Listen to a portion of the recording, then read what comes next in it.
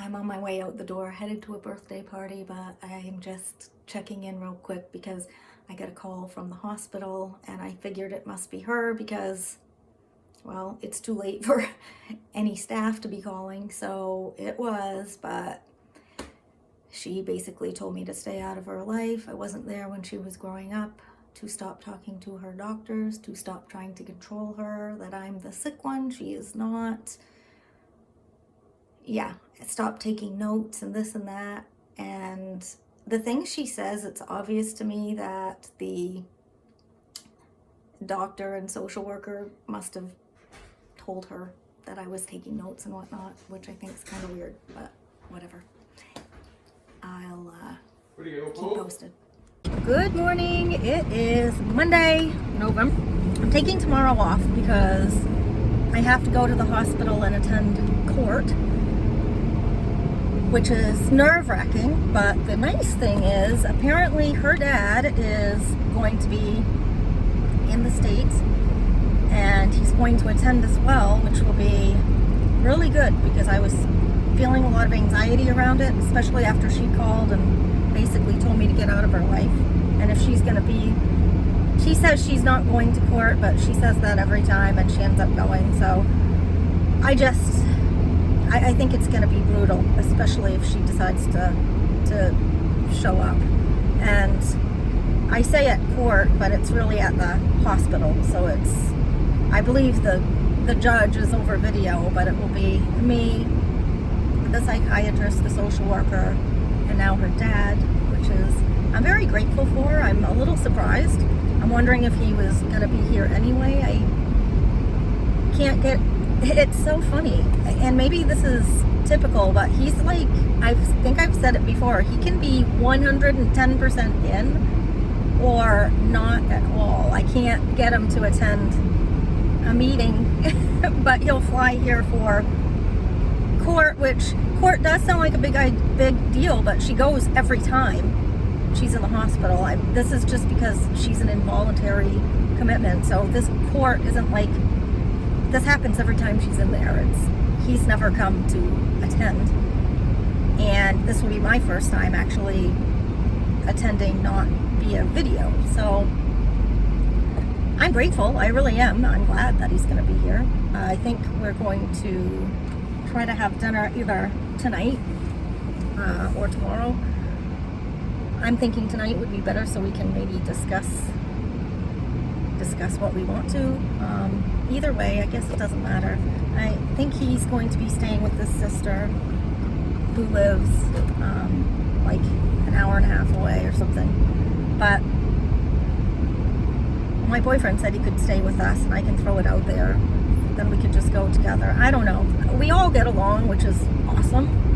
It's just, we've all decided that that's in her best interest and that's really the best way to go. It's so hard not knowing what her future is going to be, and it's just hard to know what the right thing to do is. And he's very, very good if it comes to speaking at court. I talked about this before because first of all, it's so uncomfortable for me, so I think I'd probably appear awkward, but I get very emotional. I always told him, so this isn't behind his back, but it's like, he's like a politician, or he'd be a good attorney. He's very stick to the facts, so I think he presents much better than I do, but yeah, so that's good. And of course, I will update on how all of that goes. I'm wondering if I'll hear from her today, knowing that court is tomorrow. I wonder how her weekend went. I really miss her so much. I saw a post today where one of her friends posted about her mom was a rock star, and her mom, I really adore her mom, but it's hard not to wish that you had that. Like, I don't know the last time she posted something positive about me, and I know it's not really about that, but you just can't help but have those pangs of, man, I wish I had that sometimes. Not to take away from the happiness that I feel that somebody does have that. Like, obviously, I think it's great. I think all mothers and daughters should have that relationship. So I think it's great. Sometimes I envision like, oh, if that were written about me by my daughter, that would be awesome. But anyway, I gotta head in and I'll check back in later. Good afternoon. I am back in the car in the same spot I was earlier because I'm just headed back after lunch. I did want to talk about something kind of off topic. This is completely different, but I'm over 50. I'm going through menopause. I'm having hot flashes, and for any woman out there who might be going through this on top of everything else, right? It's not fun. Hot flashes are awful, and I instantly put on, I'd say 10 to 15 pounds, and that might not seem like a lot, but I'm not fitting in. My pants are tight. I'm having a hard time fitting into things. Even like my bras feel tight. Everything, it's just it's enough weight that it's very uncomfortable for me. And I have I don't diet. I don't like dieting. I try to do everything in moderation. I find in the winter, like, I tend to eat a little more. I don't know. I need to lose weight is what I'm getting at, to feel good in my own skin. And so I decided, I've been reading a lot about matcha tea, this green tea. And I decided I'd give it a try because it supposedly helps curb your appetite.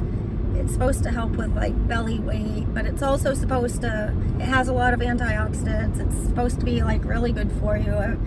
If you look it up, it's like it helps with cancer, helps with your skin, helps with everything under the sun. But I just thought, well, I could use, it's healthy, and I'm gonna give it a try. So you can have it hot or cold. So I'm adding it to the water that I should be drinking every day. So I've got to tell you, I don't like water. I do not like drinking water. It makes me feel bloated.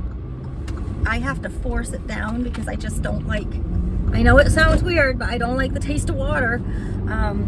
Something about it. So I've always added, I ended up, for the past year or so, I've added coconut water to my regular water, but I'm still finding that I'm not drinking it. And interestingly enough, I just got these little matcha tea packets. I think I put them in my pocket.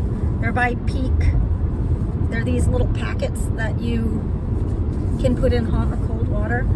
And at first, when I tasted it, I was like, it just kind of tastes like grassy, like bitter grass or something. I didn't love it. But I didn't hate it either. So I tried it at first just hot without any sugar or anything. Without any sweetener. And then I've also tried it with soy milk. And I think it's an acquired taste because this morning I already drank one of those full things of it, and that's unheard of. Interesting enough, I feel like it's supposed to suppress your appetite, but I gotta tell you, I felt, if anyone goes through this, like when they feel they get a low blood sugar or something, I started feeling kind of shaky, and I know it has caffeine, so that's part of it, but I felt like low blood sugar or something. I felt like really kind of out of sorts, and I started feeling extremely hungry. I usually do not go to lunch until 1, anywhere between 1 and 2, and at 12:15 I was like, whew, starving. So I don't know about the appetite suppressant, but I think it's another thing I'll keep updating on, because I got on the scales before taking the tea and I was exactly 120 pounds, which I know people are gonna think that doesn't sound like a lot. And again, I'm a pretty small person, and I am used to being like 105 to 110. So for me, it is a lot. And it's uncomfortable. And no, I don't think I'm overweight or anything like that. Like, I get it. It's my own comfort level. So back at work, but I thought this would be kind of a nice, something else to talk about other than mental health all the time. So cheers. I'll talk to you guys later. Good morning. It's weird not being, kind of weird not being in the car, but I wanted to hop on real quick because it is court day. And her dad is on his way to pick me up. He's running about 15 minutes late, but I don't think we'll be late. So that's fine. But I'm nervous. She knows we're coming. I'm gonna guess she's gonna show up because she knows we're coming, but I don't know that for a fact. And yeah, he and I have about a 40-minute ride to get there, so we'll have plenty of time to chat about what we're going to say and kind of catch up on things. But we're presenting a united front, and I think that's the best way to go. Last night on the way home, I got a call from the Attorney General's office. Whew, the sun is... I got a call from the Attorney General's office, and they asked me a few questions, and as far as me testifying and everything, and I explain that we already have a tenuous relationship. I don't need to aggravate her anymore. So I'd rather, if she's there, I really don't want to say much. I said my piece to her behind the scenes, but as far as testifying, we'll see how it goes. I will if I have to. And the testifying is really just saying why she's unsafe if they just let her back onto the streets. And the two reasons are, well, I don't really want to get into it all, but it's just letting them know things that have happened in the past, things that, and I can't say things that I'm speculating or things that I've heard from somebody else. They're things that had to come straight from her mouth. And so there's not a ton because she doesn't talk to me much, but there are a couple things she told me that have happened. One being people trying to stop her and get her into their car, which she did tell me. And then I don't want to get into all of it, but so yeah, I'll definitely testify to that if I have to, but I don't think I will because she has said the same thing to her dad, and I think he's willing to play the heavy just because of the whole relationship and how I'm always the bad guy. So that will be good. And yeah, it's just definitely nerve-wracking. So the lady called from the Attorney General's office. I spoke with her, and then at the end I said, as a mom, I just want to know what this state hospital is like. What do you know about it? And she said that they're better equipped to handle people that are not med compliant, for people that aren't really accepting their diagnosis, and for people to get the extra services they need. So it sounds like that's the right way to go. And I'm hoping we can just nip this in the bud before she gets much older. And hopefully this ends up being successful. It's something I have fought. The state hospital is something I fought since day one, but it looks like we're headed in that direction. So it's, there's really no great outcome that's going to happen today. But I suppose the best case scenario would be to get her the extended help that she needs. So we'll see how it goes, and obviously I'll check in when it's over. But whew, yeah, I'm feeling a little nervous to see her, nervous to have to talk in front of a judge if necessary, and just what the outcome's going to bring. So wish me luck. Hello, it is the evening of court. So it's been a long day, and her dad just left. We spent the whole day together, literally. He picked me up at 8. I'm running out of battery. He picked me up at 8, and it is now almost 5. And so the hearing went a long time. We met for a long time beforehand. Holy God, I'm exhausted, like just drained. And it all ended up going pretty well. I'll try to go very quickly. So we all congregated. It was me, him, her psychiatrist, her appointed attorney, and then another doctor that's like supposed to play devil's advocate apparently.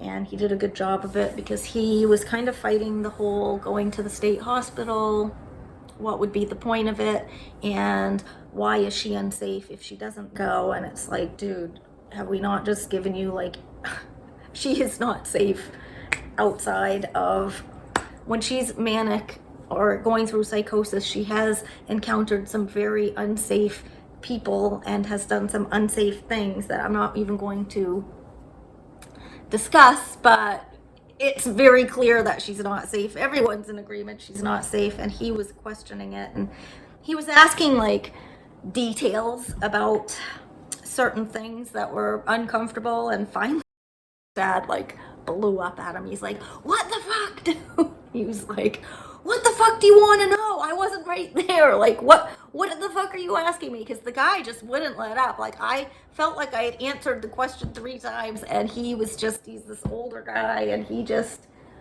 wouldn't let up on it. And yeah, so that was a little awkward, but I could understand why her dad lost his shit, because this dude just wasn't getting it. So anyway, he ended up jumping aboard, and when the judge came, we had an amazing judge who we've had once before. She's very empathetic. I think she sees that there's a lot of potential for our daughter, and she really wanted to do what's best. And so everyone was in agreement that this state hospital was the safest place to go because it can be longer term. They have more services they can offer, and